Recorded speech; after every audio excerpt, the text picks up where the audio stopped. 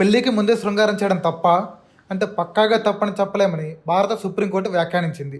ఇద్దరు మేజర్ అయిన వ్యక్తులు పరస్పర అంగీకారంతో లైంగిక సంబంధం పెట్టుకుంటే దాన్ని తప్పుగా లేదా చెడు నడవడికగా చూడలేమని తాజాగా ఒక కేసు విచారణలో అత్యున్నత న్యాయస్థానం స్పష్టం చేసింది. అంతేకాదు, ప్రేమ విఫలమై పెళ్లి జరగకపోయినంత మాత్రాన ఒకరు మరొకరిని మోసం చేశారని కూడా భావించలేమని కీలక వ్యాఖ్యలు చేసింది. తెలంగాణకు చెందిన ఒక పోలీస్ ఉద్యోగ అభ్యర్థి కేసులో సుప్రీంకోర్టు చేసిన ఈ వ్యాఖ్యలు ఇప్పుడు దేశవ్యాప్తంగా చర్చకు దారితీశాయి. అసలు సుప్రీంకోర్టు ఈ వ్యాఖ్యలు ఎందుకు చేయాల్సి వచ్చింది? తెలంగాణకు చెందిన ఒక పోలీస్ ఉద్యోగ అభ్యర్థి కేసులో ఏం జరిగింది? ఈ వివరాలన్నీ తెలుసుకోవాలంటే వీడియో పూర్తి వరకు చూడండి. ఈ కథ తెలంగాణకు చెందిన గాజుల తిరుపతి అనే యువకుడితో మొదలైంది.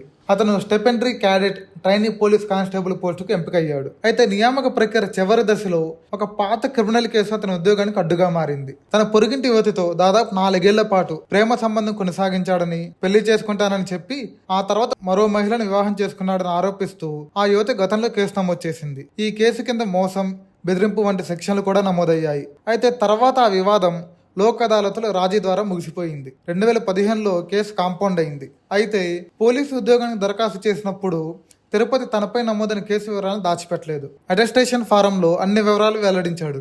అయినా Telangana state level police recruitment board అతని అభ్యర్థిత్వాన్ని రద్దు చేసింది. ఈ కేసు నైతిక విలువలకు సంబంధించిందని, అలాంటి వ్యక్తి పోలీస్ శాఖలో పనిచేయడానికి అనర్హుడని బోర్డు భావించింది. దీంతో తిరుపతి కోర్టును ఆశ్రయించాడు. హైకోర్టు నుంచి సుప్రీంకోర్టు వరకు మొదట తెలంగాణ హైకోర్టులోని సింగిల్ జడ్జి తిరుపతికి అనుకూలంగా తీర్పిచ్చారు. అతని నియామకాన్ని పునఃపరిశీలించాలని ఆదేశించారు. అయితే ఆ తర్వాత డివిజన్ బెంచ్ ఆ తీర్పును రద్దు చేసింది. దీంతో ఈ కేసు సుప్రీంకోర్టుకు చేరింది. ఈ కేసును పరిశీలించిన సుప్రీంకోర్టు యువకుడు, యువతి ఇద్దరు మేజర్లని గుర్తు చేసింది. వారి మధ్య సంబంధం పరస్పర అంగీకారంతో కొనసాగిందని పేర్కొంది. ఈ కేసులో అత్యాచారం ఆరోపణలు లేవని కూడా స్పష్టం చేసింది. అలాగే లోక్ అదాలత్లో జరిగిన రాజీ, బెదిరింపులు, ఒత్తిళ్లు లేదా ప్రలోభాల జరిగిందని చెప్పే ఆధారాలు కూడా లేవని గమనించింది. ఈ సందర్భంగానే తెలంగాణ పోలీస్ రిక్రూట్మెంట్ బోర్డుపై తీవ్ర ఆగ్రహం వ్యక్తం చేసింది.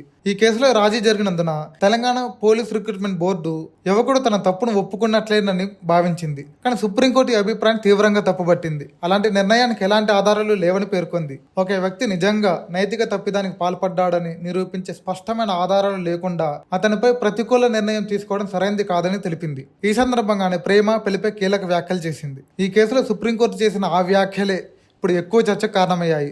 నేటి సమాజంలో పెళ్లికి ముందే సంబంధాలు అసాధారణం కాదని కోర్టు వ్యాఖ్యానించింది.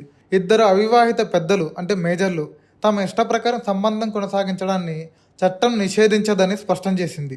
అలాంటి సంబంధం ఉందనే కారణంతో ఒక వ్యక్తి క్యారెక్టర్పై ప్రతికూల అభిప్రాయం ఏర్పరచకూడదని కూడా తెలిపింది. ఈ క్రమంలోనే ప్రేమించిన వ్యక్తితో పెళ్లి జరగకపోతే మోసమే అవుతుందా అన్న అంశాన్ని కూడా సుప్రీంకోర్టు లేవనెత్తింది.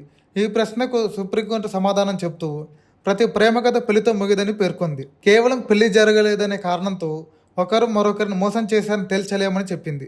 ఎవరైనా మోసపోయారో లేదో నిరూపించడానికి ఫిర్యాదుదారుడి వాంగ్మూలం చాలా ముఖ్యమని తెలిపింది. కానీ ఈ కేసులో అంటే తిరుపతి కేసులో ఫిర్యాదు చేసిన మహిళ ఆరోపణలను కొనసాగించకుండా రాజీకి అంగీకరించిందని గుర్తు చేసింది. చివరగా ఈ కేసులో తుది తీర్పుగా రిక్రూట్మెంట్ బోర్డు తీసుకున్న నిర్ణయం ఏకపక్షంగా ఆధారాలు లేకుండా తీసుకున్నదిగా సుప్రీంకోర్టు అభిప్రాయపడింది. హైకోర్టు సింగిల్ జడ్జి ఇచ్చిన ఆదేశాలను పునరుద్ధరించింది. డివిజన్ బెంచ్ తీర్పును రద్దు చేసింది. తిరుపతి నియామకాన్ని పునఃపరిశీలించాలని ఆదేశించింది. దీంతో పోలీసు ఉద్యోగం కోల్పోయిన ఆ యువకుడికి పెద్ద ఊరట లభించింది. అయితే ఈ కేసులో సుప్రీంకోర్టు ఇచ్చిన ఈ తీర్పు కేవలం ఒక ఉద్యోగ నియామకానికి సంబంధించిన కేసు మాత్రమే కాదు. మారుతున్న సామాజిక పరిస్థితులను ఎలా చూడాలి, పరస్పర అంగీకారంతో ఉన్న మేజర్ల సంబంధాలను ఎలా అర్థం చేసుకోవాలి అనే అంశాలపై కూడా సుప్రీంకోర్టు స్పష్టమైన సందేశం ఇచ్చిన తీర్పుగా నిలిచింది.